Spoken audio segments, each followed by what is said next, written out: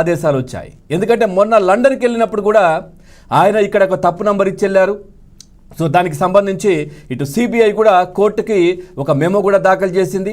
జగన్మోహన్ రెడ్డి ఏదైతే లండన్కి వెళ్ళే సమయంలో ఇచ్చినటువంటి నంబర్ ఏదైతే ఉందో అది ఫేక్ నంబర్, తన నంబర్ ఇవ్వలేదు అంటూ కూడా మెమో దాఖలు చేయడం, ఆ తర్వాత దానికి సంబంధించి హియరింగ్ కూడా జరగడం.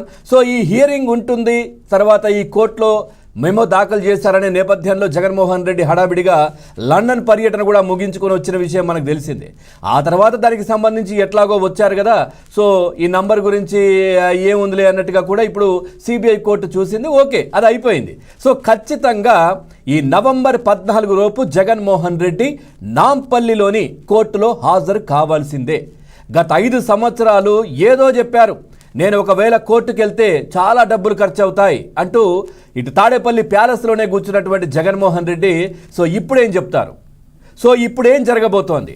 అదేవిధంగా ఏదైతే గతంలో తనకు ఉన్నటువంటి సిబిఐ కేసులు మనకు తెలుసు, 12-13 సంవత్సరాలుగా జగన్మోహన్ రెడ్డి ఏ విధంగా బయటే ఉంటున్నారు.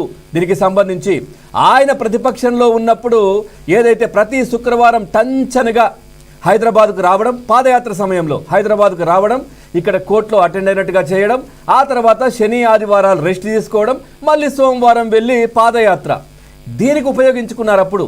సో అప్పుడు వద్దన్నా కానీ ఖచ్చితంగా శుక్రవారం అయ్యో పాపం బిడ్డ పాదయాత్ర చేస్తూ ఉంటే ఇక్కడ ఈ కోర్టు లాగుతోంది, కోర్టుకు పిలుస్తూ ఉన్నారు, సిబిఐ ఇబ్బంది పెడుతోంది, సిబిఐ టార్చర్ చేస్తోంది అనేది ప్రొజెక్ట్ చేసే విధంగా, తండ్రి లేని పిల్లోన్ని ఈ విధంగా ఇబ్బంది పెడుతున్నారనే విధంగా అప్పుడు ప్రొజెక్ట్ చేశారు, మనం చూసాం. అప్పుడు ఆయన ఆ విధంగా చూపించడానికే రెగ్యులర్గా కోర్టుకు అటెండ్ అయిన విషయం కూడా మనం చూసాం. ఆ తర్వాత అధికారంలోకి వచ్చిన తర్వాత నేను ఇప్పుడు ముఖ్యమంత్రిని, నాకు చాలా పనులు ఉంటాయి, సో నేను బయటకు రాలేను, ఎక్కడికి కూడా వెళ్ళలేను, 2 కిలోమీటర్ల దూరం కూడా నేను హెలికాప్టర్ వాడుతున్నా, సమయం అంటే నాకు అంత విలువైనది, సో ఎక్కడా నేను వృధా చేయను, నేను డబ్బు కూడా ఖర్చు అవుతుంది, ప్రభుత్వ ధనం ప్రజాధనం కూడా ఖర్చు అవుతుంది, నేను వెళ్ళి అటెండ్ అవుతే నేను వెళ్ళలేను అని చెప్పేసి 5 సంవత్సరాలు కోర్టు మెట్టు కూడా ఎక్కలేదు జగన్మోహన్ రెడ్డి. నిజంగా చెప్పాలంటే బాధితుడు ఏదైతే ఆయన ఎవరైతే ఉన్నారో బాధితుడు ప్లేస్లో జగన్మోహన్ రెడ్డి కోడికత్తి కేసుకు సంబంధించి కూడా సో జనపల్లి శ్రీనివాస్ 7 సంవత్సరాలు 5 సంవత్సరాల పైన జైల్లో ఉంటే కూడా 5 సంవత్సరాలు ఉంటే కూడా బాధితుడి రూపంలో కూడా వాంగ్మూల వివరాన్ని కూడా జగన్మోహన్ రెడ్డి వెళ్ళలేదు. ఆ విధంగా వ్యవహరించారు. సో ఎంతో బిజీ అని చెప్పేసి తాడేపల్లి ప్యాలెస్లో కూర్చున్నటువంటి జగన్మోహన్ రెడ్డి సో ఖచ్చితంగా ఇప్పుడు కోర్టుకు రావాల్సిందే. ఖచ్చితంగా డిశ్చార్జ్ పిటిషన్ల మీద ఇప్పుడు ట్రయల్ మొదలవుతోంది. ట్రయల్ తర్వాత మొదలవుతుంది డిశ్చార్జ్ పిటిషన్లు. ఎందుకంటే కోర్టు ఏదైతే జడ్జి మారగానే మళ్ళీ మొదటి నుంచి ఈ విధంగా జరిగినటువంటి సందర్భం ఇప్పటివరకు కూడా. సో ఇప్పుడు ఖచ్చితంగా జగన్మోహన్ రెడ్డి కోర్టుకు హాజరవ్వాలి. ఈ ఆట మొదలైంది, సిబిఐ వేట మొదలైంది. పూర్తి ఆధారాలతో పాటు నాంపల్లి సిబిఐ కోర్టు రెడీగా ఉంది జగన్మోహన్ రెడ్డిని విచారించడానికి అనే చర్చ కూడా జరుగుతూ ఉంది.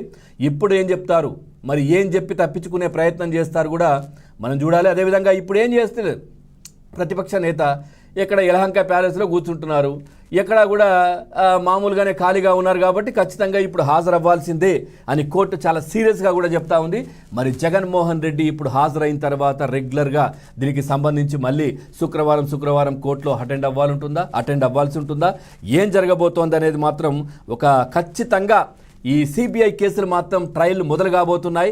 దీంట్లో ఇంకా వదిలేది లేదు అన్నట్టుగా మాత్రం కనిపిస్తూ ఉంది.